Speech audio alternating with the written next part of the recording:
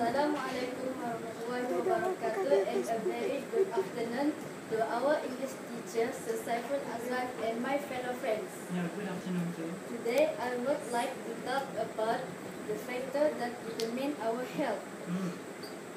The factor that determine our health is the food we eat.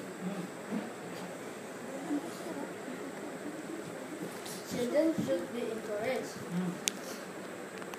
to have a healthy diet, complete with the required daily intake of vitamins and minerals. Parents should make sure that their children eat well-balanced meals, which is like rice, vegetables, fruits, and meat that provide our body with nutrition and sustain our energy. Yes. Sport and outdoor activities are encouraged for our healthy growth of the body.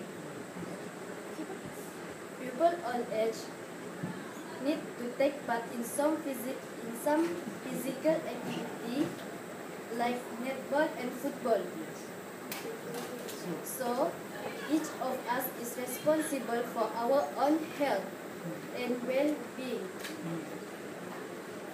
We should take steps to be fit and strong, because a healthy body builds a healthy mind, and we need both to function well in society. Yeah, that's all for today. Thank you. Okay.